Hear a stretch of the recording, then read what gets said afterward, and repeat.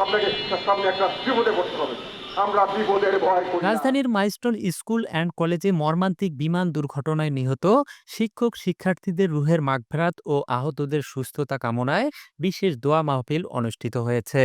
মঙ্গলবার দুপুরে জাতীয় পার্টির আয়োজনে দলীয় প্রধান কার্যালয়ে আয়োজিত দোয়া মাহফিলে প্রধান অতিথি হিসেবে উপস্থিত ছিলেন দলটির চেয়ারম্যান গোলাম মোহাম্মদ কাদের। বিশেষ অতিথি হিসেবে উপস্থিত ছিলেন দলটির মহাসচিব ব্যারিস্টার শামীম হায়দার পাটোয়ারি।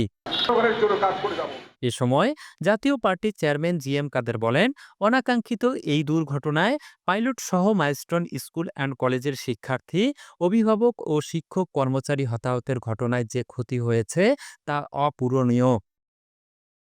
পুরো জাতি এই দুর্ঘটনায় ভীষণ মর্মাহত।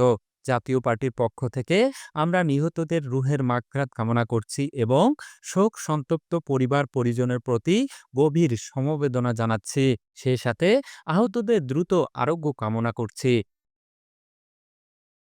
শোক সন্তপ্ত পরিবারের প্রতি সমবেদনা জানিয়ে দলটির মহাসচিব ব্যারিস্টার শামীম হায়দার পাটোয়ারি বলেন, এই শোকের সময় আমরা জাতীয় পার্টি, মাইলস্টোন স্কুল সহ সংশ্লিষ্ট সকলের পাশে আছি।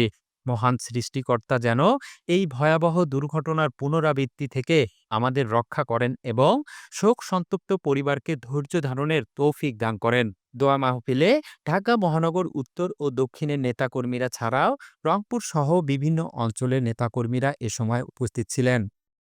এ সময় নিহতদের রুহের মাগফেরাত কামনার পাশাপাশি আহতদের সুস্থতা কামনা করে বিশেষ দোয়া করা হয়। জুলফিকার জুয়েল, ৫২ আলো।